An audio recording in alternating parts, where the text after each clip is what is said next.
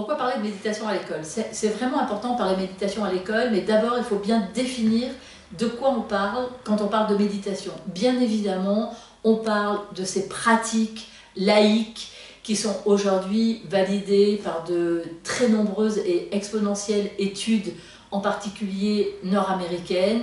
qui ont été amené en Europe et en France par les travaux de Jon Kabat-Zinn, qui est docteur en médecine moléculaire et qui a effectivement validé toute une série de programmes qui sont des programmes qui visent à stabiliser l'attention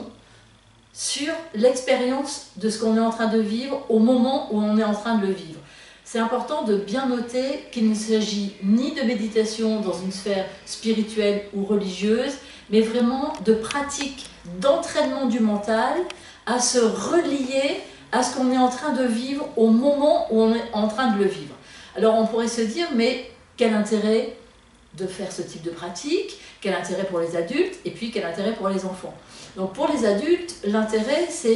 a été très largement démontré pour tout ce qui touche la réduction et la régulation du stress, pour trouver une forme d'apaisement à l'intérieur de soi, mais aussi et peut-être surtout pour se donner cette possibilité de se relier à ce que l'on est vraiment, très loin de toutes ces constructions et ces croyances qu'on a pu mettre en place. Et puis ces pratiques de mindfulness ont aussi montré leur efficacité sur la fatigue psychique, la fatigue physique et toutes les formes de maladies, qu'elles soient sur le versant psychologique ou sur le versant même des maladies plus lourdes, plus graves, plus chroniques, les fibromyalgies ou même toutes les maladies autour du cancer et toutes les maladies autour des maladies dégénératives. Alors chez les enfants, il y a aujourd'hui énormément de travaux qui montrent aussi la validité et les bénéfices de ces pratiques de méditation. Donc à l'école, pourquoi la méditation à l'école? Parce que introduire ces pratiques à l'école, c'est se donner la possibilité, ou plus exactement donner la possibilité aux enfants de s'entraîner à ressentir ce qu'ils sont en train de vivre. De façon beaucoup plus concrète, c'est simplement permettre aux enfants de « je me pose, je le sens, je le ressens dans mon corps et je peux stabiliser mon attention sur ce que je vis et mettre à distance toute cette agitation de mon mental, de mes émotions. On vit aujourd'hui dans une société hyper connectée, c'est comme ça. Et il est important d'apprendre à nos enfants à retrouver une espèce de clairière à l'intérieur d'eux-mêmes pour pouvoir se sentir à la fois en sécurité dans leur monde intérieur, en sécurité dans leur tête et dans leur cœur, mais aussi, et peut-être surtout, en sécurité avec les autres et en lien bienveillant avec les autres. Et puis, c'est important de se tourner vers l'intérêt de ces pratiques de méditation à l'école. L'intérêt est très validé aujourd'hui autour de points essentiels qui sont la préoccupation des parents beaucoup aujourd'hui, qui sont la capacité à être beaucoup plus attentif, parce que s'entraîner à être présent, c'est stabiliser son attention. Or, c'est probablement ce qui fait le plus défaut pour les enfants et les adolescents d'aujourd'hui, parce que les adolescents sont concernés et grandement concernés et sont en plus très attirés finalement quand on enlève tous les aspects un peu étranges de la méditation et qu'on leur explique à quoi ça va leur servir à eux pour d'une certaine façon reprendre le pouvoir sur leur cerveau. Alors, ça veut dire stabiliser son attention et du coup ramener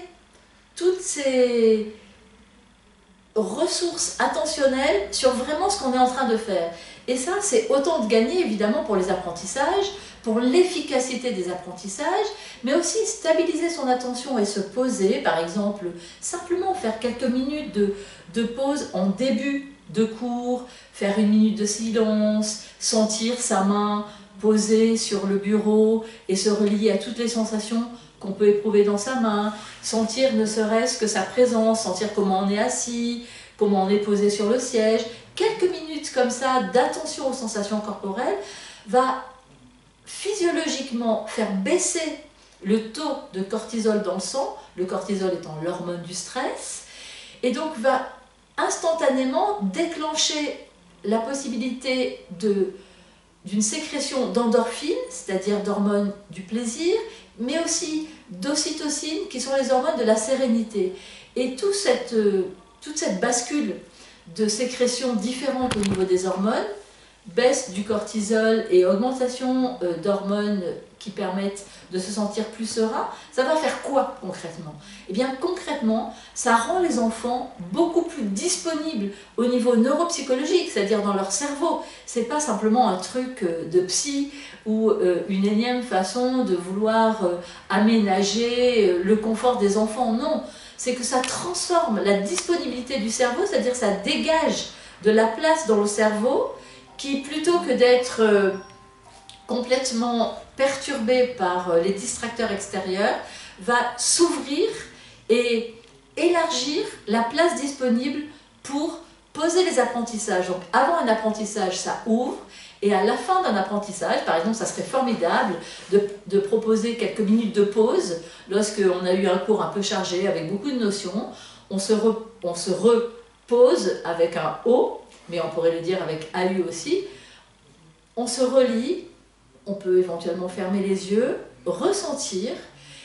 et là, ça consolide, et les études le montrent, ça consolide les apprentissages en mémoire. Donc il y a énormément d'atouts